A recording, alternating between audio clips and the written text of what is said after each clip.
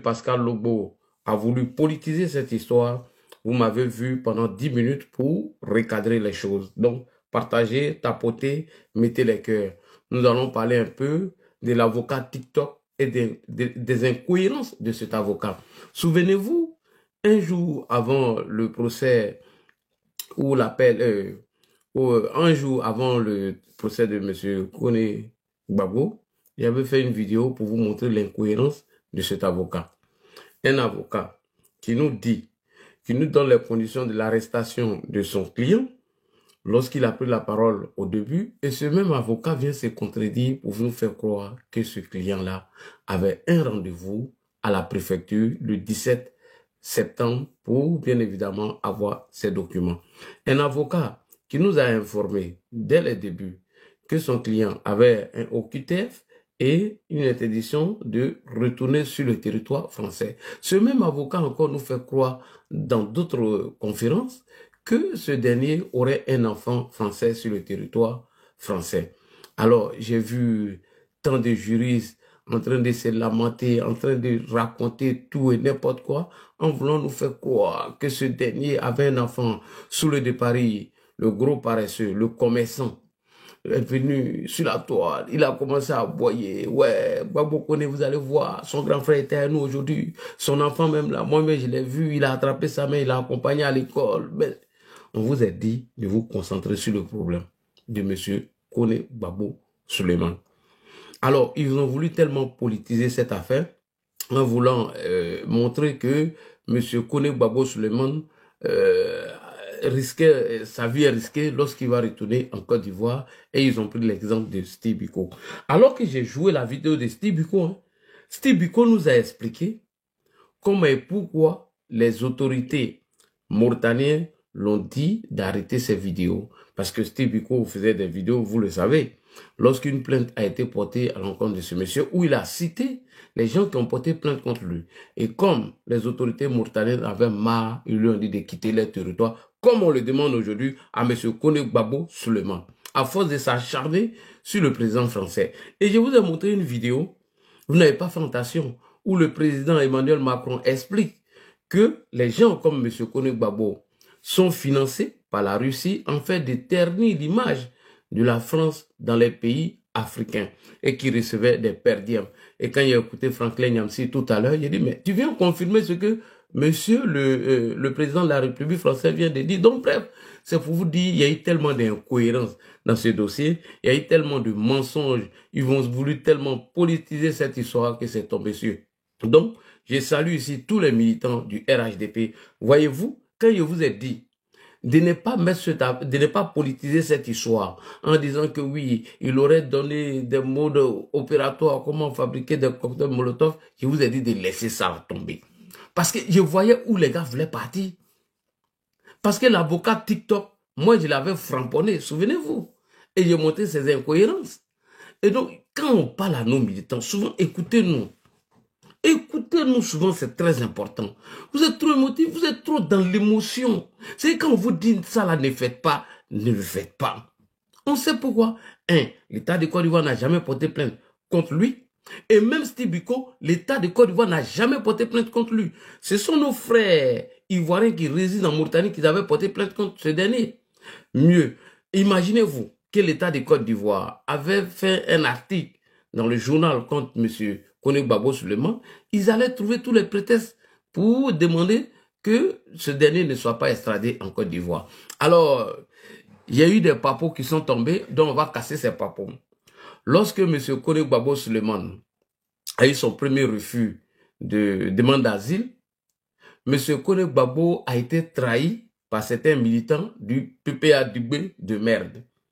Lorsqu'il a expliqué le problème à certains militants, certains disent à M. Kone Gbagbo de s'acharner sur le pouvoir d'Abidjan.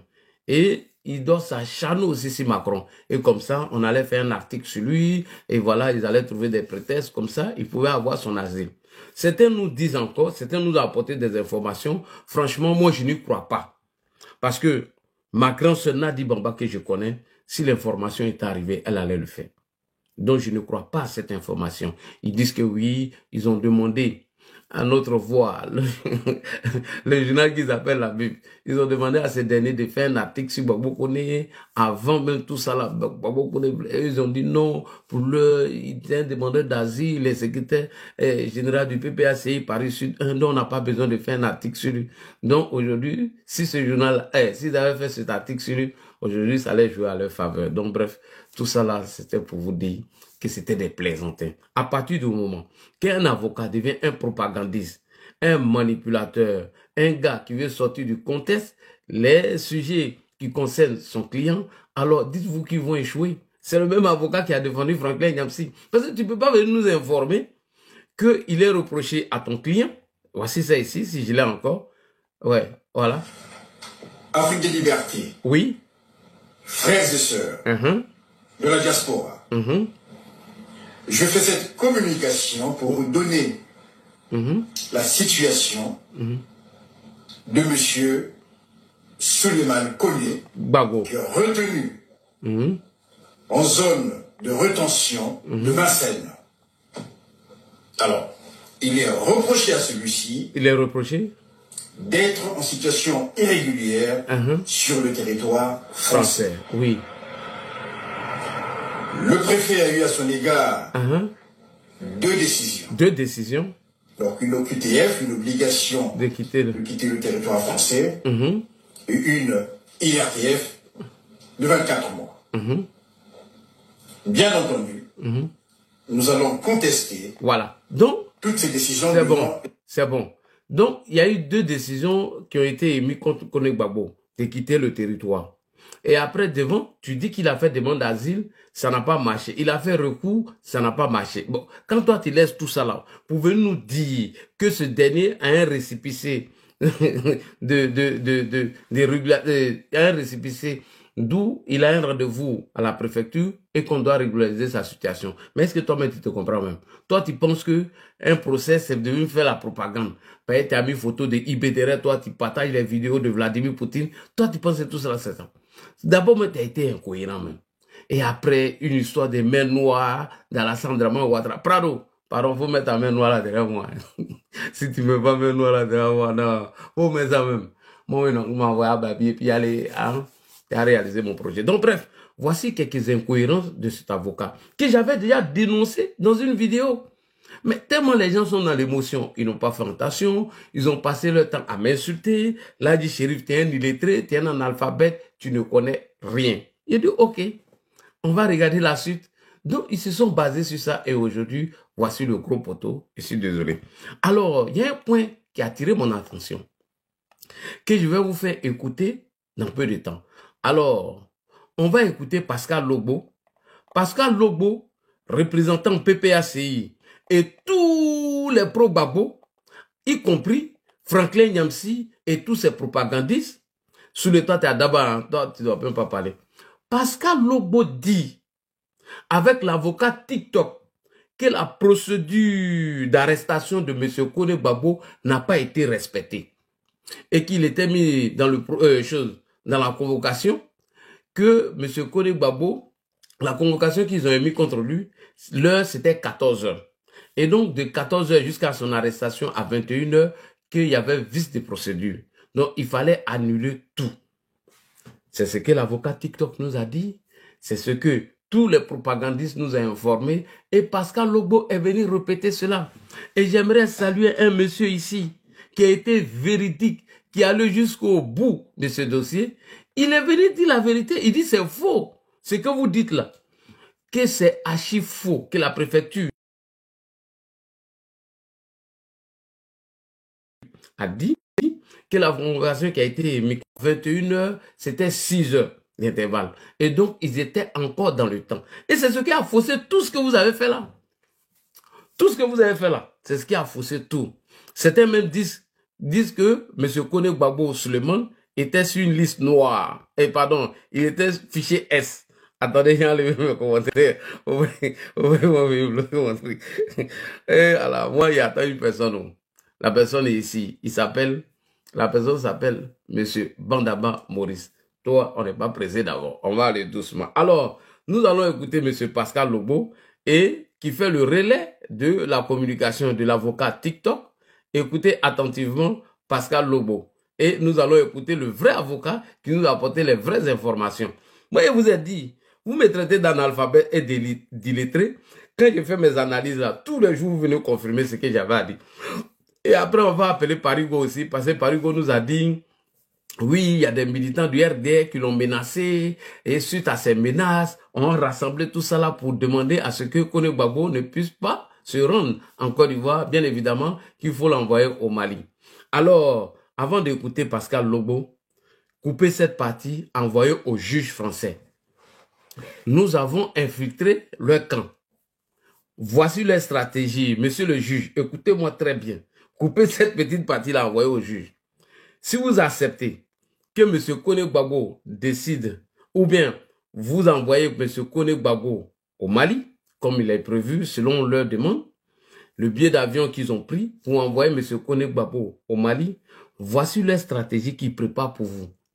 Lorsque vous allez envoyer des policiers pour accompagner M. Kone Gbagbo Suleiman au Mali, arrivé là-bas, les autorités maliennes vont dire qu'ils ne reconnaissent pas M. Kone Gbagbo. Et à partir du moment où les autorités maliennes ne le reconnaissent pas, vous serez obligé de reconduire encore M. Kone Gbagbo Suleiman en France. Et lorsque vous allez le conduire ici, c'est fini. Vous êtes obligé de le laisser. Voici le plan B. Donc, monsieur le juge, Jean Coco, il ne faut même pas l'envoyer là-bas. Même s'il décide lui-même d'aller tout seul là-bas, là, ça c'est son problème. Voilà. Sinon, payez son billet. Si vous payez son billet pour l'envoyer au Mali, là, ils vont vous faire la même chose comme pour l'Algérien. Donc, on a infiltré le camp. Voici le plan B. Si vous prenez M. Kone Gbagbo Suleiman, vous les autorités françaises, monsieur le juge, vous le mettez dans l'avion parce qu'il a décidé d'aller au Mali. Lorsque vous avez envoyé 2 policiers pour l'accompagner, arrivé là-bas, Assimi Goïta va dire qu'il ne le connaît pas. Il n'a jamais vu Kone Gbagbo, qu'il n'a jamais vu même. Et donc, vous serez obligé de vous retourner avec le colis. Donc, ce qui est mieux là, c'est l'autre côté. Donc, c'est leur stratégie, c'est leur plan B. On a infiltré le camp. Je vais casser ce papo. Coupez encore cette partie. Je vais repisser encore. Coupez, envoyez ça au juge français. Envoyez ça au juge français. Voici la stratégie des panafricains 2.0. Des gens qui ne veulent pas rester en Afrique pour mener leur combat. Ils ont décidé d'anticiper, payer un billet d'avion pour M. Kone Gbagbo et faire pression sur les juges français pour qu'on puisse l'extrader vers le Mali. Et qu'est-ce qui va se passer? Lorsque les 2 policiers vont décider d'accompagner M. Kone Gbagbo, arrivé au Mali, Assimi Goïta, l'incohérent, l'instable, le manipulateur, le menteur, il dira qu'il ne reconnaît pas M. Kone Gbagbo. Et lorsqu'il dit qu'il ne le reconnaît pas, il est dans ses droits. Parce qu'il n'a aucun document malien. Il est ivoirien de père et de mère. Il est ivoirien. Il vient de Sri Lanka. Et encore maintenant. Et voilà, Sri Lanka. Et voilà, Sri Lanka. Voilà. Et donc, quand vous allez l'envoyer au Mali, lorsqu'Assimi Goïta va se désengager pour dire qu'il ne connaît pas M. Kone Gbagbo Suleiman, vous serez obligé de l'envoyer ici. Lorsque vous allez l'envoyer, il va devenir bagage dans votre main.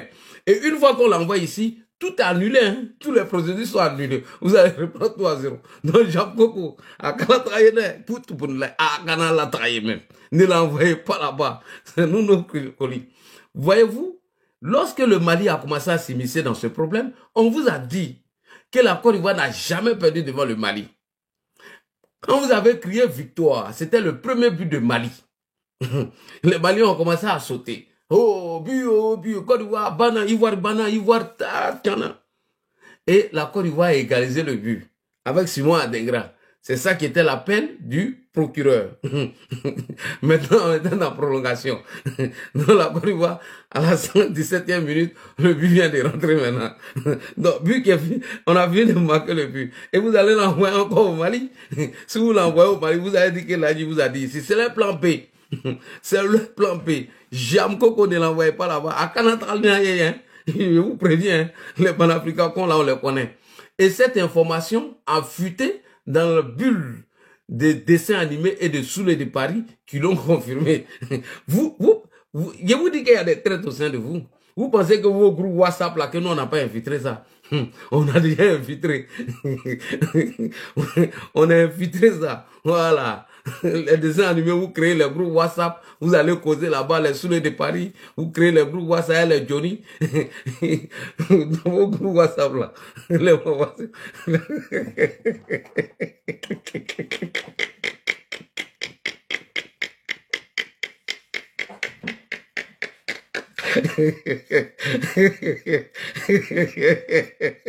Je vous ai dit que il y a beaucoup qui sont à vous là, ils sont RHDP, hein. Beaucoup sont à vous là. C'est le vrai RHDP. Ah. Ouais, tu peux m'insulter. Mais j'ai dit que l'information vient de là-bas. Vous pouvez m'insulter. Vous pouvez me traiter de tous les noms. Moi, il y a eu l'information. Aujourd'hui, quand j'étais dans le truc. Vous pensez que vous avez créé vos groupes WhatsApp et puis personne va venir nous dire quoi. Désolé, faut rester là-bas. Tout ce qui se passe là, faut nous envoyer. Soulé, joue ton rôle. Il y a moi qui au groupe WhatsApp là. Que oui, on a coupé son billet d'avion. Le plan B qu'on va mettre en marche, si ils décident d'envoyer Gbagbo Koné là-bas, arrivé là-bas, Assimi Goïta ne doit pas reconnaître Gbagbo Koné comme un citoyen malien. Comme ça, on le ramène encore, on reprend la procédure. Et quand on a infiltré tous vos groupes là. Tous vos groupes, sans exception. Vous me connaissez. Tous vos groupes WhatsApp sont infiltrés. C'est là du shérif qui vous dit ça. Et je vous mets au défi de venir démentir. J'ai mis les captures d'écran ici. Tous vos causeries, vos messages vocaux là, il y a tout balancé. Vous voyez quoi? Moi, je suis vos chefs. J'étais dernier, non, dans ma communication, non. Aujourd'hui, ici, le chef, le patron. Il y a moi qui te groupe WhatsApp, qu'on va dire à ce qu'il n'a qu'à le rejeter. Vous dites qu'il ne le reconnaît pas. Ça, c'est mort. Je viens de casser ce plan-là. Donc, c'est mort. Le colis nous appartient. Le colis, là, ça, c'est pour nous. Banama, toi, on n'est pas pressé. Banama, c'est pas une menace, mais on n'est pas pressé. On veut que la balle arrive à ton niveau. Pas le match est fini, hein. Monsieur Banama Maurice, le match est fini. Quand le ballon va arriver dans ton camp, toi, tu n'as rien à faire. C'est de faire la passe souvent. Nous, on attend le colis ici. Je vous ai dit que la Côte d'Ivoire n'a jamais perdu devant le Mali. Mais vous êtes trop bête, hein. Au lieu de vous pencher un peu sur le Burkina Faso, le Niger, on pourrait comprendre. Vous allez choisir Mali. Mali même là, même si on joue à 8 contre 11, il ne peut jamais nous gagner. Jamais Coco. Jamais de la vie. Il y a des gens qui sont bêtes. Vous allez choisir Mali. Depuis quand Mali a gagné face à la Côte d'Ivoire? Venez nous dire. Depuis quand Mali a gagné face à la Côte d'Ivoire? Vous avez mis premier but. Nous, on n'a rien dit. Maintenant, on a égalisé. On était dans prolongation. Donc, arrêtez de pleurer. Bref, allons-y dans le sujet maintenant. Merci beaucoup. C'est les balances, hein? François Asamoah. Il a dit, je sais. Il y a des choses que je n'ai pas envie de dire. Il a infiltré tous les groupes WhatsApp, tous vos réunions que vous faites là-bas, je suis au courant. Ce que vous oubliez là, les vidéos que vous envoyez à l'avocat, nous aussi on envoie le contraire de ces vidéos-là au juge. Pour leur dire, voici les insultes à l'égard de Macron. Et me dit non, c'est bon, tiens. Nous on a la page de monsieur ici. C'est pas la peine de nous envoyer les vidéos. Tout ce qu'il a dit contre le président français, et de toute façon il était fiché, tout, et ils savent tout. C'est vous avez venu causer dans WhatsApp pour dire oui, s'il arrive au Mali, Assimi Goïta ne doit même pas le reconnaître en tant qu'un citoyen. Les Français ont entendu ça. Si moi là, je viens parler de ça là, c'est que le service de renseignement des Français ont déjà entendu. Tous vos groupes WhatsApp là, cassés. Moi, je vous dis, cassez vos grains là. Cassez vos groupes WhatsApp là. On est informé de tout. Parigo allait récolter des vidéos, soit disant que c'est une menace, sa vie en danger. Ça, là, ils ont pris vidéo là, ils ont jeté. Pourquoi? Parce que Gbagbo Koné est un cadre du PPACI. Il y a un cadre du PPACI. Lorsqu'on regarde son parti politique, on voit les prises de parole de Blaise Las, de presque tous les cadres du PPACI. On se dit, mais lui là, sa vie n'est pas en danger. C'est un mensonge. Bref, revenons maintenant sur les conditions de l'arrestation de M. Koné Gbagbo qui a été dénoncé par tous les panafricains 2.0. M. Pascal Logbo dit que la procédure d'arrestation de M. Koné Gbagbo n'a pas été légale. Donc, il fallait tout mettre à zéro. Est-ce que M. Pascal Logbo et l'avocat TikTok ont dit la vérité? Est-ce que Franklin Yamakoudi a dit la vérité? Alors, j'aimerais saluer un monsieur ici qui a été honnête, qui, bien évidemment, est venu nous dire le rapport de la préfecture. concernant le mode d'arrestation de M. Kone Gbagbo, elle a été respectée dans le temps et en heure. Écoutez Pascal Logbo et nous allons déconstruire cet argument-là rapidement. On écoute Pascal Logbo. C'est parti. Pascal Logbo. Écoutez Pascal Logbo. Ils ont détruit, ils ont donné de nouvelles preuves qui disent même que le PV d'arrestation de notre camarade a été rédigé à 14 heures, alors que notre camarade a été arrêté à 21 heures. Ils disent que ils ont envoyé un PV, un PV où on dit que le gars devait être arrêté à 14 heures. On écoute encore. Nouvelles preuves qui disent même que le PV d'arrestation de notre camarade a été rédigé à 14 heures. Le PV d'arrestation de notre camarade a été rédigé à 14 heures. Et c'est ce que tout le monde dit. On écoute, oui. Alors que notre camarade a été arrêté à 21 heures. Alors que le camarade a été arrêté à 21 heures. Dans le PV, il est mis qu'ils ont rédigé le PV à 14 heures. Et que le camarade a été arrêté à 21 heures. Vous écoutez, non? Donc, pour Pascal Logbo et l'avocat TikTok et tous les pro-Gbagbo égarés, Igna, Toka, les gens qui ont pris leurs cheveux pour envoyer au Bénin, les gens perdus des panafricains 2.0 disent qu'il y a eu vice de procédure. Puisque le PV a été rédigé à 14 heures et Gbagbo Kone a été arrêté à 21 heures. Donc, il fallait tout reprendre à zéro. On écoute encore Pascal Logbo, que lui-même qui a eu la vraie information est venu dire que Pascal Logbo a menti. Et tous ont menti. Vous n'avez pas fait attention à cette partie. Là, il dit, lui, fait attention aux erreurs, aux mensonges, aux contradictions près. C'est ça ma force frappe. Quand vous mentez, là, il va chercher la vérité. Pour vous dire de dormir moins bête. On écoute encore Pascal Logbo. Écoutez. Ils ont détruit, ils ont donné de nouvelles preuves. Ils disent même que le PV d'arrestation de notre camarade a été rédigé à 14 heures.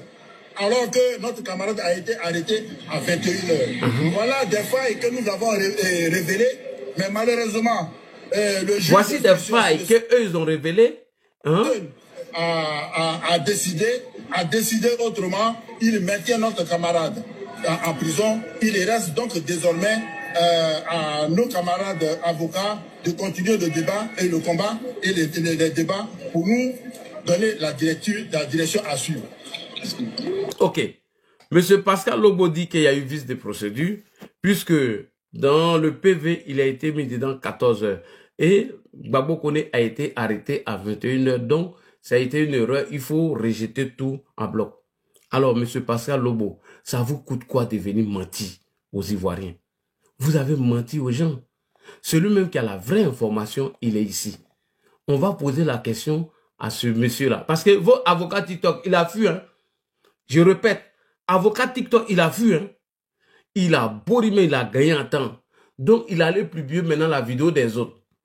Avocat Faroté, avocat de TikTok, il nous écoute et puis il vient nous contredire. Il fait les débats à nous, les roues casse-casse, les coups de tête à nous.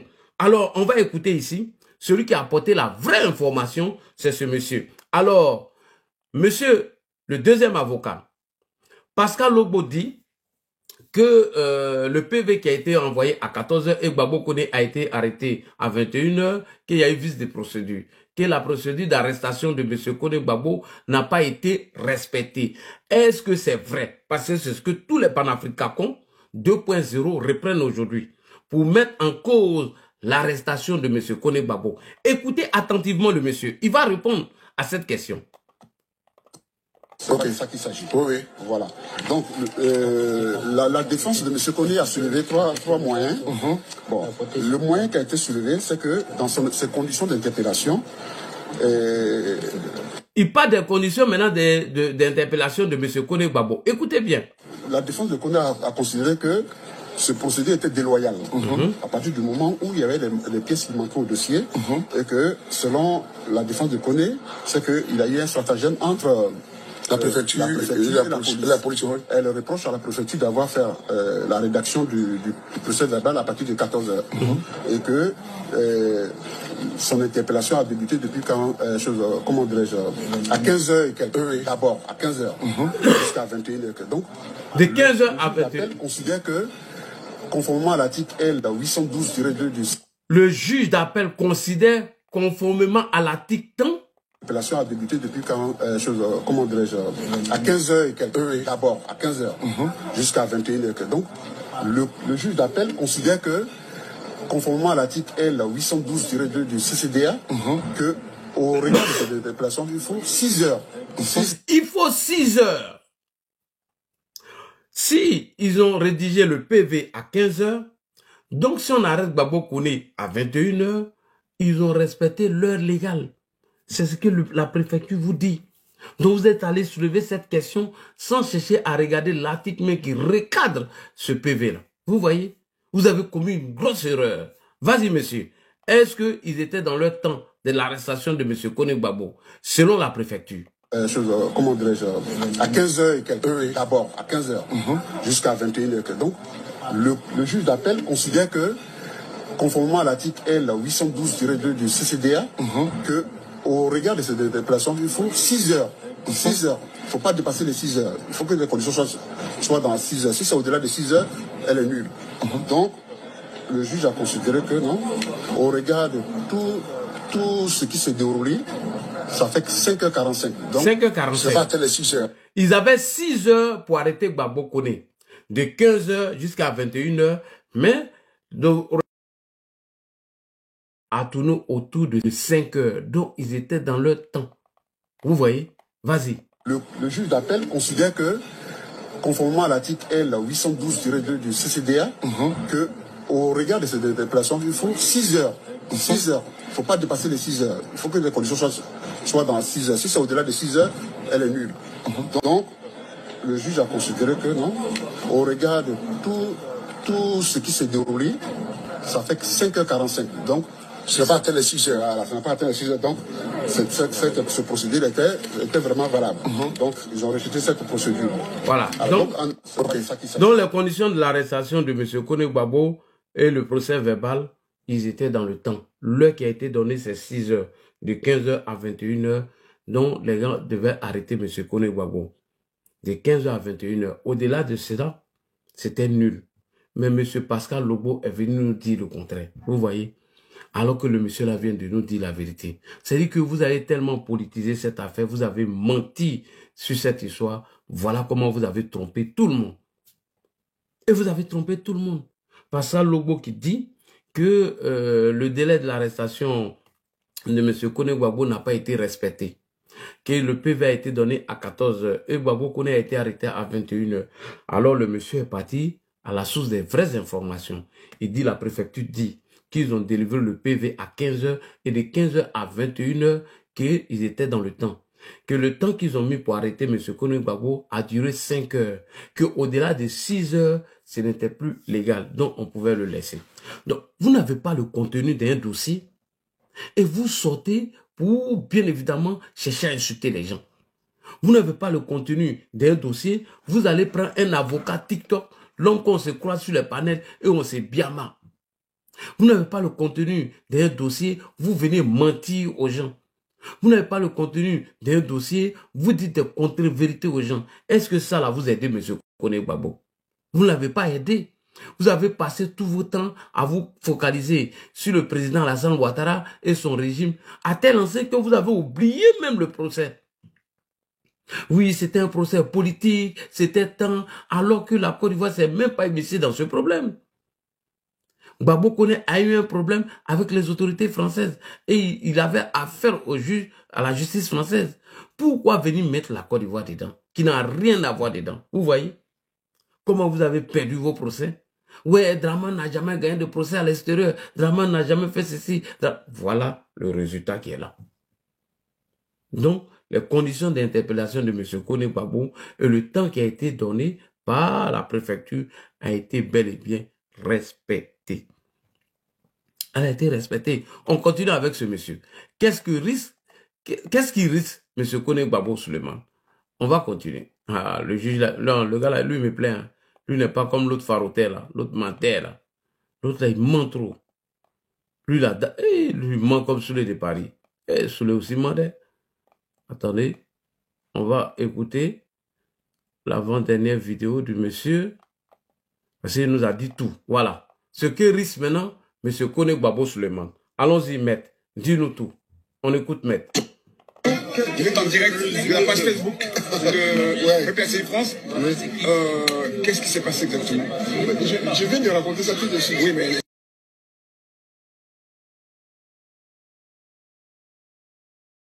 Je n'étais pas là. Là, c'est la page Facebook. C'est un PPACI France. On nous suit à Abidjan. Ah non, c'est super Abidjan. Non, pour les partis. Le tout, ça va très loin. C'est pour les partis ensemble. C'est pour les partis sociaux. C'est pour les partis, on me suit là. Donc, on m'attend. J'ai été appelé par des journalistes au pays qui veulent absolument savoir ce qui s'est passé. S'il vous plaît. Donc, bon, moi, ce que je vais dire, c'est qu'aujourd'hui, on a assisté à une audience. Une audience où ça a été vraiment c'est lui là qui a dit toute la vérité. Oui, vas-y. Comment on fait valoir les prétentions respectives. Au regard de ces prétentions, les deux parties, on a assisté à vraiment un vrai duel juridique où les deux parties se sont vraiment fait valoir, en tout cas, ils ont fait valoir leurs prétentions respectives. Le juge de détention, le juge d'appel est rentré pour délibérer. D'accord. Alors, qu'est-ce qui est la procédure, c'est pas au juste? Parce que là, au début, je ne comprenais pas. Parce que j'ai assisté à l'audience de la première instance et aussi devant la cour d'appel. D'accord. Le procureur de la République, c'est-à-dire le parquet, le préfet, les deux, ils demandent à ce que la prorogation, c'est-à-dire la prorogation de M. Koné soit en rétention, soit prolongée. C'est-à-dire sa rétention soit prolongée de 26 jours. De combien de jours? 26 jours. 26 jours, voilà. C'est la procédure. Et le maximum qu'on peut faire là-bas, c'est combien? 26 jours. 26 jours, d'accord. Et pendant les 26 jours, le préfet ne reste pas tranquille. Le préfet demande au consulat ivoirien de lui donner des documents pour que son ressortissant soit extradé. Non, pas, on ne peut pas parler expulsé vers son pays d'origine. Voilà. Malgré tout ce qu'il attend à voir, malgré... Non, attendez qu'il dise. C'est le monsieur là qui a dit toute la vérité. Il dit pendant les 26 jours qu'ils ont donnés à Koné Gbagbo, tout peut se passer. Vas-y. Version. C'est pour ça que je ne veux pas. C'est pour ça que je suis rentré moi-même. D'accord. Lui, il est rentré. Je prends des informations de Facebook. D'accord. Donc je suis en train de dire que voilà ce qui s'est passé. Je suis rentré là-bas. Je vous transmets fidèlement ce qui s'est passé. D'accord. Le procureur, je répète, et le préfet, et ils contestent la première décision du juge de la liberté de détention. D'accord. Le juge de détention et la liberté de détention, il vous maintient en détention. D'accord. Ou alors il vous dit de partir. Dans cette procédure, c'est que la juge de détention et de liberté, elle a dit que l'assignation en résidence, elle a considéré que M. Koné présentait des garanties de représentation effective suffisantes. Donc ça là, c'est bien. C'est-à-dire que M. Koné pouvait sortir et puis préparer lui-même son départ. Voilà. Vu qu'il a 3 OQTF qui sont à sa charge. Vers un pays de son choix. Voilà. Donc ce que je disais, si le consulat ivoirien, après les diligences qui seront effectuées par le préfet, si le consulat ivoirien ne dit rien, après 26 jours, on retourne encore devant le juge de liberté de détention. Waouh, je ne sais pas si je me fais comprendre. Oui. Et celui encore qui va demander si M. Koné doit rester en rétention ou pas. Vous voyez, mais ici, là, devant comment on appelle la cour d'appel, s'il vous plaît, le juge a fait droit à la demande du préfet et du procureur de prolonger la rétention de M. Koné qui va durer 26 jours. Ça, c'est la première prolongation. La première prolongation, ça dure 26 jours. Voilà. Donc, dans le fond du dossier, voilà ce qu'on reprochait à M. Koné. Voilà.